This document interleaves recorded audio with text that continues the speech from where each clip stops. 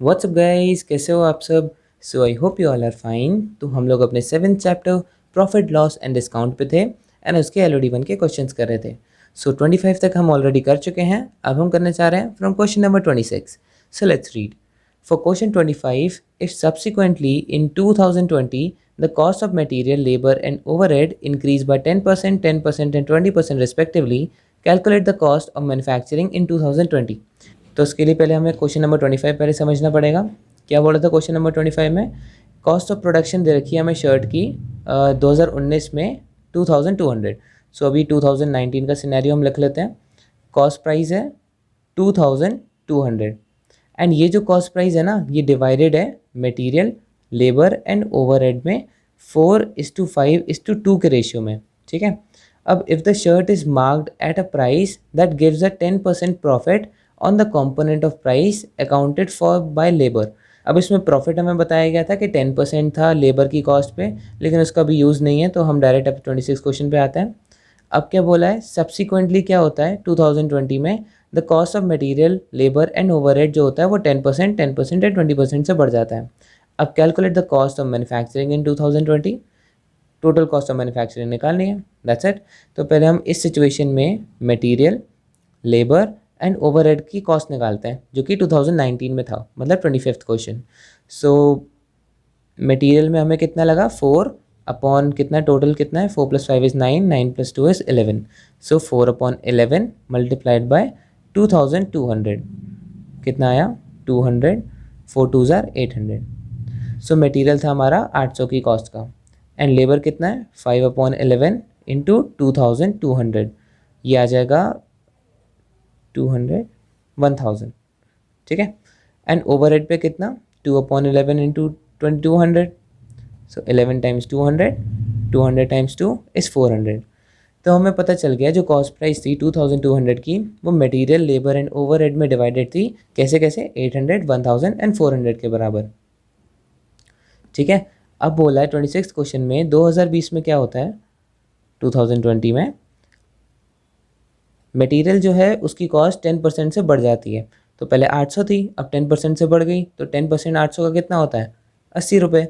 सो अब कितनी हो गई, 880, डायरेक्ट लिख सकते हैं।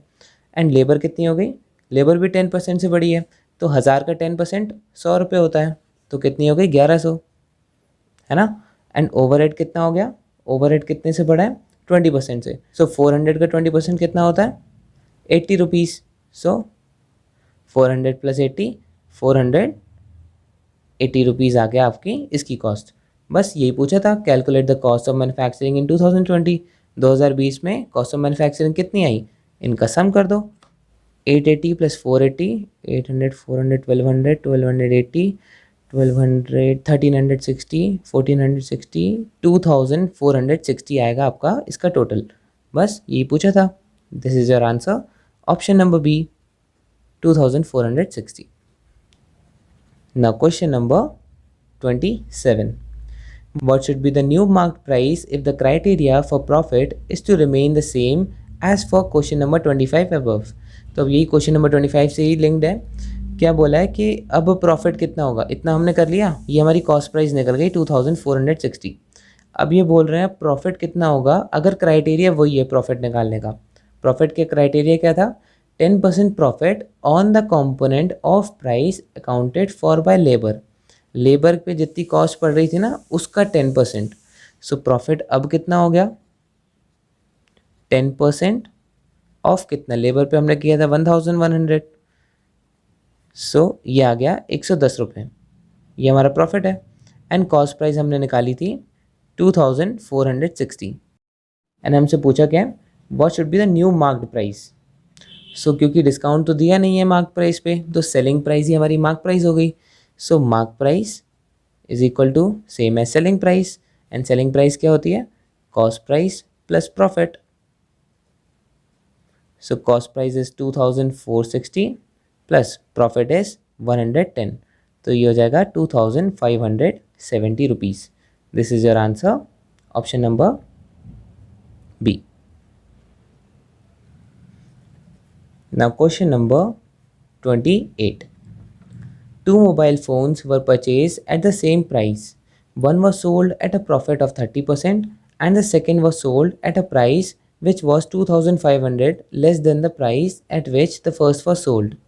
If the overall profit earned by selling both the mobile phones was 5%, what was the cost price of one mobile phone?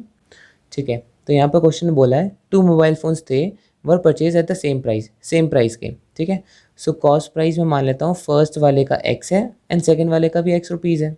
ठीक है, सेम प्राइस पे थे। अब one was sold at a profit of 30%। ठीक है, सो पहले वाले में फर्स्ट में प्रॉफिट कितना हुआ था 30% का, तो मतलब 30% of C P x that is 0.3x, ये हमारा आया फर्स्ट में प्रॉफिट। एंड सेकंड में कितना प्रॉफिट हुआ था, second was sold at a price which was 2500 less than the price at which the first was sold. ठीक है, सेकंड वाले की हमें एसपी दे रखी है, सेलिंग प्राइस कितनी है 2500 less than the price which eight which the first was sold. अच्छा, फर्स्ट की सेलिंग प्राइस से 2500 कम। ठीक है, सो फर्स्ट की सेलिंग प्राइस कितनी है, प्रॉफिट 0.3x था एंड सी पी एक्स थी, तो इसमें सेलिंग प्राइस हो गई आपकी x plus 0.3x that is 1.3x। So second वाले में सेलिंग प्राइस बता रखी है कि 2500 कम 1.3x से, सो 1.3x माइनस 2500। अब क्योंकि आगे हमें प्रॉफिट से ही काम है तो अब इसका प्रॉफिट निकाल लेते हैं। सेकेंड वाले में हमें प्रॉफिट हुआ 1.3x माइनस 2500, ये हो गई S P minus C P that is x, तो प्रॉफिट हुआ हमें 0.3x माइनस 2500 का। ठीक है, अब हमें ओवरऑल प्रॉफिट कितना हुआ, फर्स्ट वाले में प्रॉफिट हुआ 0.3x का एंड सेकेंड वाले में 0.3x माइनस 2500 का। ओवरऑल देखा जाए तो ओवरऑल प्रॉफिट है 0.3x plus 0.3x 0.6x minus 2500 का। अब हमें बोला है if the overall profit earned by selling both the mobile phones was 5%। ठीक है, सो 5% ओवरऑल प्रॉफिट था, लेकिन हमारे अकॉर्डिंग ओवरऑल प्रॉफिट इतना था, तो बस इक्वेट कर दो इसको 5% के।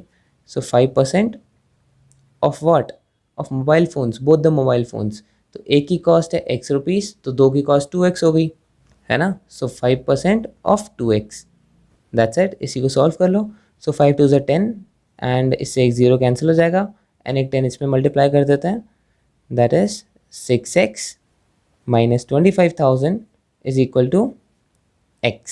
सो ये कितना आ जाएगा 5x इक्वल्स टू 2500, सॉरी 25,000 है ये। ठीक है, 10 मल्टीप्लाई हो गया था ना एंड x की वैल्यू आ गई 5,000। ठीक है, एंड हमसे पूछा क्या था, what was the cost price of one mobile phone, one mobile phone की कॉस्ट प्राइस पूछी थी जो कि हमने x एस्टिमेट किया था, वही आ गया 5,000 rupees. So option number B is your answer.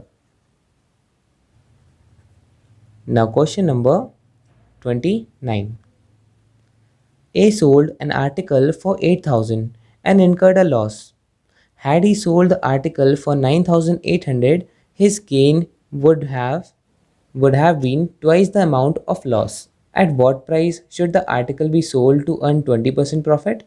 सो देखो क्वेश्चन में बोला है ए ने सेल किया आर्टिकल 8,000 में। ठीक है, सो फर्स्ट टाइम उसने 8,000 का सेल किया था, तो शुरुआत में सेलिंग प्राइस कितनी हुई 8,000 की एंड उसमें बोला है उसे लॉस हुआ। अब लॉस कितना हुआ, मैं मान लेता हूँ x रुपीज़ का उसे लॉस हुआ। अब बोलता है अगर वो उसे बेच देता 9,800 में तो उसका गेन कितना होता। सो फर्स्ट ऑफ ऑल 9,800 में इसका एस पी लिख लेता हूँ, ये फर्स्ट सिचुएशन है एंड ये सेकेंड है। सो सेकेंड सिचुएशन में सेलिंग प्राइस अगर 9,800 होती सो उसे गेन होता कितने का, twice the amount of loss, मतलब जितना लॉस हुआ है उससे दुगना उसे गेन होता। तो लॉस हमने माना था x, तो गेन कितना हो गया 2x। एंड हमसे पूछा गया है at what price should the article be sold to earn 20% profit, मतलब कितने प्राइस पे हमें वो आर्टिकल बेचना चाहिए जिससे हमें 20% का प्रॉफिट हो जाए। तो उसके लिए पहले हमें कॉस्ट प्राइस का जानना ज़रूरी है। तो कॉस्ट प्राइस कैसे निकलेगी, आप समझ ही गए होंगे कि सेलिंग प्राइस हमें फर्स्ट सिचुएशन में दे रखी है 8,000, लॉस है x का, तो कॉस्ट प्राइस कितना होगा सेलिंग प्राइस माइनस लॉस, जितने में बेचा माइनस जितने का नुकसान हुआ उतने में ही खरीदा। सो 8,000 माइनस एक्स। एंड इस सिचुएशन में सी पी कितनी है, गेन है 2x का, तो मतलब सेलिंग प्राइस जितने का बेचा माइनस हमें जितने का प्रॉफिट हुआ उतनी की ही हमें लागत पड़ी। सो 9800 माइनस 2x, सॉरी लॉस के केस में यहाँ प्लस होगा, ठीक है। सो अभी दोनों सी पी से हम इक्वेशन बना सकते हैं कि 8000 plus x is equal to 9800 minus 2x। That's it, इसे सॉल्व कर लेते हैं।